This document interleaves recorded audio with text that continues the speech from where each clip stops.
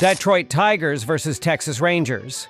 The Detroit Tigers face the Texas Rangers, with both teams looking to improve in the American League standings. The Tigers are 59-40 and have the best record in the American League, but they've lost 6 games in a row. The Rangers are 50-49, but 3 wins in a row have them in the middle of the wild card race ahead of the trade deadline. The Tigers are having a great season, but hope their elite pitching helps them snap out of their current skid. Tarik Skubal is arguably the best pitcher in the game, and he looks to build off a season where he's allowed only 30 runs in 121 innings pitched, while tossing 153 strikeouts. Moreover, with a .210 expected opponent batting average, a 3.5 walk rate, and a 2.43 expected ERA, opponents are making minimal contact and struggling to drive in runs against Skubal this season. Along with Skubal having a great season, the lineup has also stepped up, scoring 4.92 runs per game. Riley Green is slashing .281/.332/.538 with 24 home runs and 199 total bases, while Zach McKinstry is slashing .283/.363/.469 with 136 total bases, but the rest of the lineup has stepped up as well. Spencer Torkelson is slashing .238/.341/.491 with 21 home runs and 161 total bases, while Gleyber Torres and Colt Keith have added 17 home runs and 239 total bases to round out the lineup, making the Tigers tough to put away at the plate. The Rangers are making a postseason push thanks to their rotation stepping up. Nathan Eovaldi is one of the starters having a great season as he's allowed only 19 runs in 91 innings pitched while tossing 94 strikeouts. In addition, with a .237 expected opponent batting average, a 4.0 walk rate, and a 3.17 expected ERA, opponents are making minimal contact and struggling to drive in runs against Eovaldi this season. Eovaldi is having a great season, but the lineup has struggled, scoring only 4.03 runs per game. Corey Seager is slashing .265/.370/.473 with 13 home runs and 116 total bases, while Evan Carter is slashing .265/.351/.419 with 57 total bases, but the rest of the lineup has struggled to provide consistent run support. Only 3 active batters have an OPS plus over 100, and opponents can eliminate the hapless lineup as a result. The Rangers rank near the bottom of the league in several key offensive metrics, including team OPS and slugging percentage. Their inability to capitalize with runners in scoring position has become a recurring issue, particularly against top-tier pitching. While Seager and Carter offer some production, the lack of depth in the batting order has led to frequent scoring droughts and limited offensive upside. Unless the supporting cast starts to show more power and discipline at the plate, Eovaldi will be forced to continue carrying the team with minimal margin for error. Both teams have great starters on the mound who look to make this game a low-scoring one from the first pitch. The Rangers should limit the Tigers' lineup with Nathan Eovaldi, who has allowed only 19 runs in 91 innings pitched, pitching multiple strong innings. Eovaldi's veteran presence and ability to work out of high-leverage situations make him a reliable option to keep Detroit's scoring chances at a minimum. On the other side, the Tigers should eliminate and potentially shut out the Rangers, who average only 4.03 runs per game, with Tarik Skubal, who has allowed only 30 runs in 121 innings pitched, tossing multiple scoreless innings with minimal contact and a surplus of strikeouts. Skubal's elite fastball-slider combo has given hitters fits all season, and his 0.98 WHIP underscores his ability to control games with command and efficiency. With both bullpens rested and each starter capable of working deep into the game, Don't be surprised if this matchup turns into a classic pitcher's duel with runs coming at a premium. A 3-2 or even 2-1 final score could be on the horizon. The Rangers have 3 wins in a row, but the Tigers have their ace on the mound and will look to snap their recent skid with a strong performance. The Tigers, who average 4.92 runs per game, should consistently plate base runners with Riley Green, Gleyber Torres, and the rest of the batting order making contact and putting together competitive at-bats. Detroit's offense has been productive lately, and they've done a good job of applying pressure early in counts.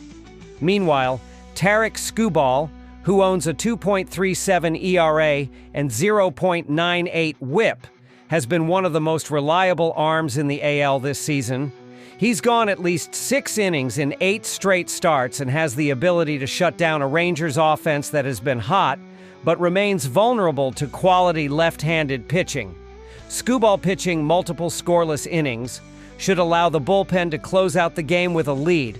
The Tigers should win this one with a strong all-around performance on the road. After analyzing both teams, my pick for this match is Tigers money line.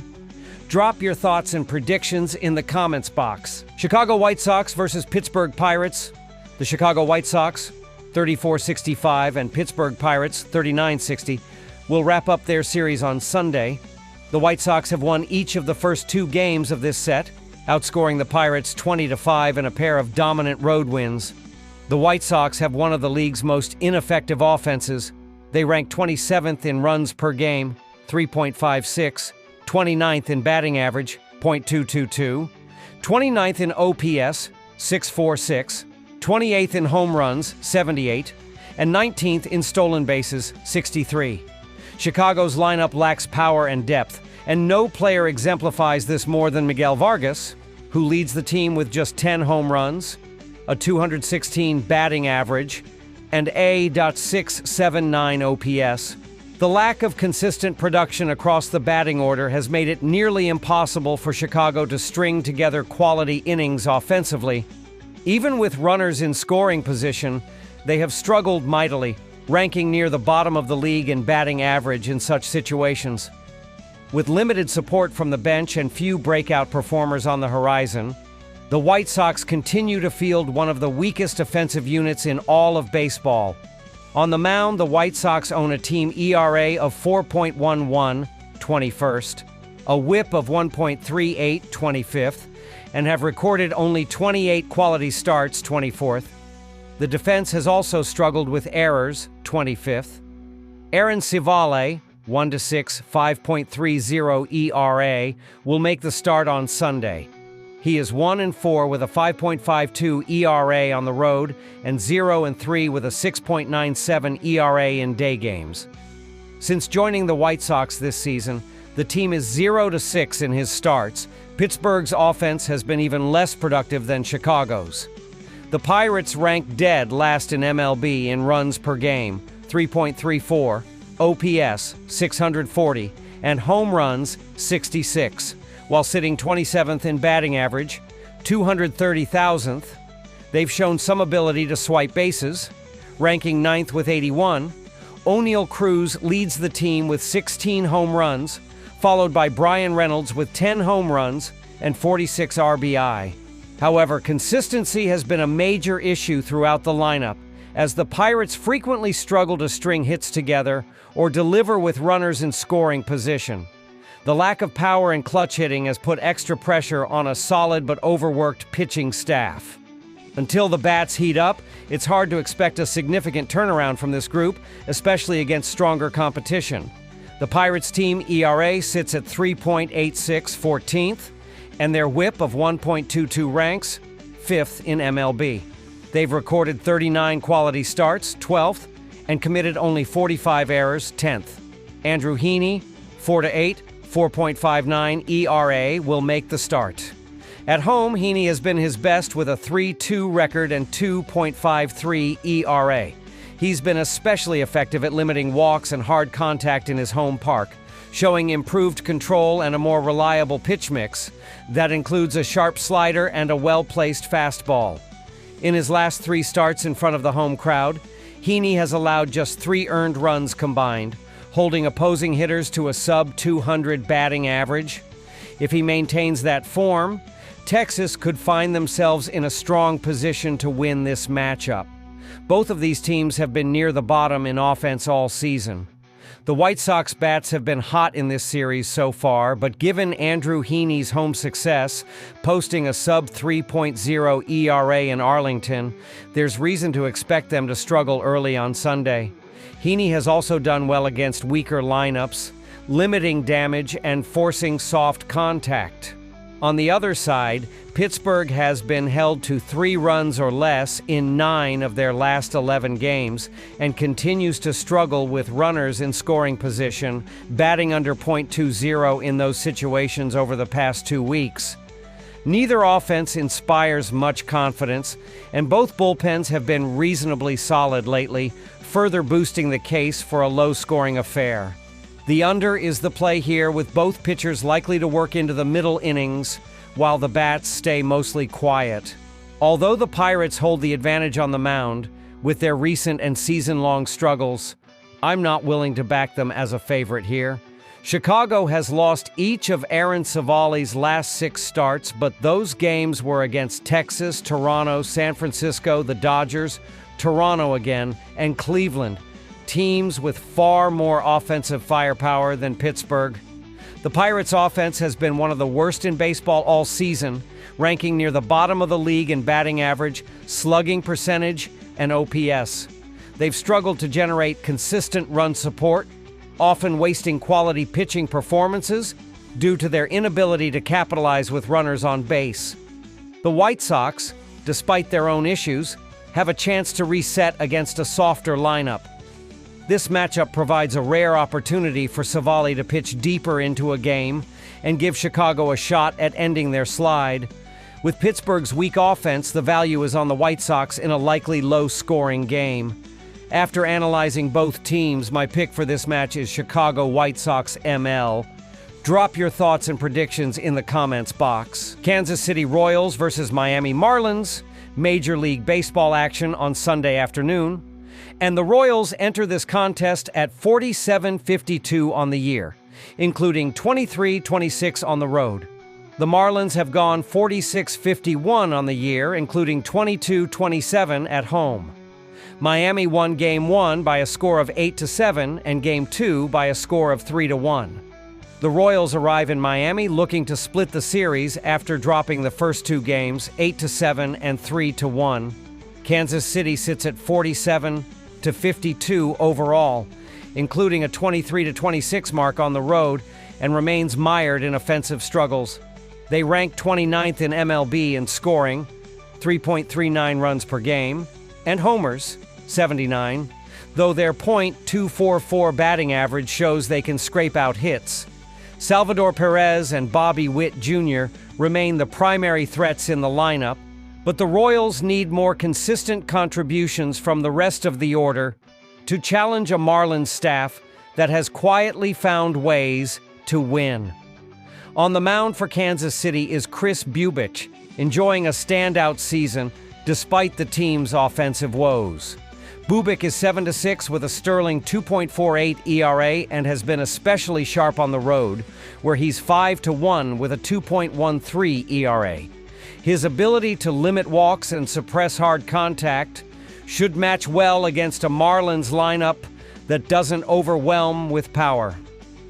Bubic's secondaries look effective, and if he can maintain his efficient approach and attack the zone early, he has a real shot at delivering his best outing of the season and keeping KC in this one. While offense has been an issue, the strength of the Royals lies in their pitching. Kansas City ranks second in the majors in team ERA, 3.52, and fifth in WHIP, 1.22.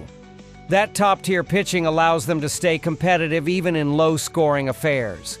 If Bubic can set the tone early, the Royals' bullpen, particularly their high-leverage relievers, should be able to hang in and give Kansas City a real chance to escape Miami with a series split. Miami looks to close out a series sweep against Kansas City and improve to 47-51, 22-27 at home, behind steady offense and improved pitching. The Marlins rank 18th in scoring, 4.32 runs per game, and 9th in batting average, .254, though power is lacking at 26th in homers, 90. Their lineup has leaned on emerging talent.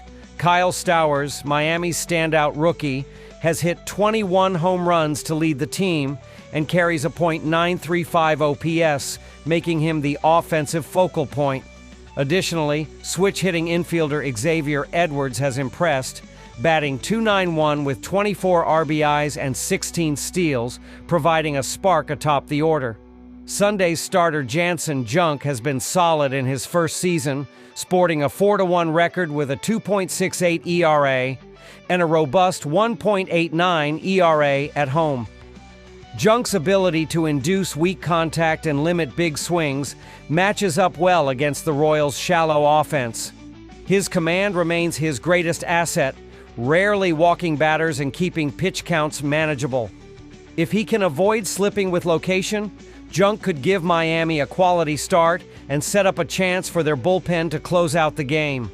While Miami's overall pitching ranks in the bottom half, 24th in ERA and 22nd in WHIP, the recent string of close wins speaks to their resilience. Their bullpen has delivered when called upon, and strong defense has helped preserve small leads. If Stowers and Edwards continue to produce offensively and Junk holds firm on the mound, Miami has every opportunity to complete the sweep an inch closer to .500 while generating momentum as the heat of summer arrives. Under 8 is a strong play here. With both starters excelling, Bubic has a 2.13 ERA on the road, and Junk posts a 1.89 ERA at home. Kansas City struggles offensively, and Miami leans on timely hitting. With solid pitching and bullpens, this should be a tight, low-scoring game. The Marlins have quietly been one of the hottest teams in baseball over the last few weeks, going 16-6 in their last 22 games overall. And they're in position to complete the sweep over a Royals team that has dropped 14 of its last 23. Miami's offense isn't overwhelming, but the combination of Kyle Stowers and Xavier Edwards has brought balance and timely production to the lineup. Jansen Junk has also delivered consistently strong starts, especially at home where he boasts a 1.89 ERA. With Junk's efficiency and a steady bullpen, Miami can control Sunday's tempo. On the other side, Kansas City's lack of offensive punch continues to be a major issue. The Royals rank 29th in runs per game and home runs, and while Kris Bubic has been outstanding this year, especially on the road, he's gotten minimal run support. Miami's defense and ability to capitalize on scoring chances gives them the edge, especially in a close, low-scoring contest. With momentum clearly on the Marlins side and the Royals struggling to generate consistent offense, expect Miami to ride their current hot streak to another hard-earned win. After analyzing both teams, my pick for this match is Miami Marlins ML. Drop your thoughts and predictions in the comments box. Houston Astros versus Seattle Mariners. It's the finale of a 3-game series between AL West rivals on the diamond in the Emerald City as the Houston Astros traveled to face the Seattle Mariners Sunday afternoon, and in the opening game of this series Friday night, Seattle drew first blood as they picked up a 6-1 triumph to start the second half on a positive note. Houston opened the second half with a second straight loss, and their 6th in the last 7 games as they were drubbed Friday night. The Astros entered Saturday 56-41 and held a 4-game lead over the Mariners for the top spot in the AL West race. Against Seattle Friday, Houston finished with just 4 hits, with no player having more than 1. Isaac Paredes drove in the lone run for the Astros with a RBI double in the 8th inning as the team was 0 for 9 with runners in scoring position in the game. Brandon Walter, 1-3, turned in a quality start but took the loss as he allowed 1 run on 3 hits with 1 walk and 7 strikeouts before departing. Hunter Brown gets the call for his 20th start of the season for the Astros, looking to continue his strong start to the year. He is 9-4 with a 2.43 ERA, a 0.957 WHIP, 34 walks and 137 strikeouts over 115 innings of work this season. Brown took the loss in his last start, which came against the Rangers at home last Sunday. He threw 5 innings, allowing 4 runs on 5 hits with 2 walks and 8 strikeouts in a 5-1 Astros defeat. In his last 3 starts, Brown is 1-1 with a 6.35 ERA, a 1.353 WHIP, 6 walks and 19 strikeouts over 17 innings of work. Brown makes his 8th career start against the Mariners in this contest. He is 1-3 with a 3.97 ERA, a 1.441 WHIP, 15 walks and 43 strikeouts over 34 innings of work against them. Brown is 1-0 with a 0.50 ERA, a 0.722 WHIP, 3 walks and 18 strikeouts over 18 innings of action in 3 career starts at T-Mobile Park. Seattle earned a 4th straight win as they cruised to a win in the opening game of this series Friday night. The Mariners entered Saturday 52-45 and stood second in the AL West, 4 games behind Houston for the top spot. They were tied with the Red Sox for the final 2 wildcard spots in the American League playoff picture. Against Houston Friday, Seattle totaled 6 hits with Mitch Garver, run, RBI, the lone player recording 2. Garver, his 6th, and Randy Arozarena, his 18th. Each went deep in the game as the Mariners broke the game open with a 4-run 8th inning. Luis Castillo, 7-5, earned the win as he threw 6.2 innings, allowing no runs on 3 hits with 2 walks and 7 strikeouts, before handing things off to the bullpen. The Mariners have not officially named a starter for this contest, but the expectation is that Logan Gilbert will get the ball for his 13th start of the season here. He is 2-3 with a 3.39 ERA, a 1.049 WHIP, 15 walks and 88 strikeouts over 61.2 innings of work on the year. Gilbert didn't factor in the decision in his last start, which came on the road against the Tigers last Sunday. He threw 5.1 innings, allowing 2 runs, none earned, on 6 hits with 2 walks and 9 strikeouts in a game the Mariners eventually won 8-4. In his last 3 starts, Gilbert is 0-1 with a 2.93 ERA, a 1.43 WHIP, 7 walks and 9 strikeouts, 21 strikeouts over 15.1 innings of work. Gilbert makes his 14th career start against the Astros in this contest. He is 5-4 with a 3.48 ERA, a 1.069 WHIP, 17 walks and 69 strikeouts over 77.2 innings of work against them. Gilbert is 16-20 with a 3.39 ERA, a 0.989 WHIP, 64 walks and 403 strikeouts over 374 innings in 65 career starts at T-Mobile Park. Houston has hit the under in 51 of their 97 games, averaging 4.32 runs per game, 4.40 on the road, with an overall game average of 8.11 runs, 8.22 away. Seattle, meanwhile, has seen the over in 54 games, scoring 4.71 runs per game overall, but just 3.98 at home. Their games average 9.04 runs, dropping to 7.68 at T-Mobile Park. With a pitcher-friendly venue and strong starters, the under is the lean in this matchup.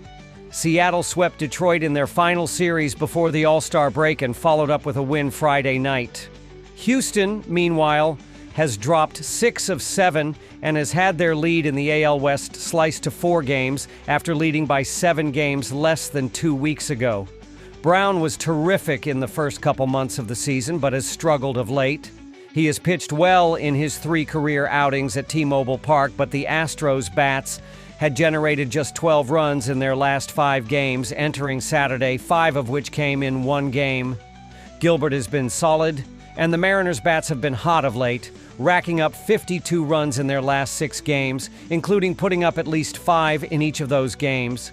Give the edge to the team with the hot bats as Seattle takes the home victory. After analyzing both teams, my pick for this match is Seattle Mariners ML. Drop your thoughts and predictions in the comments box.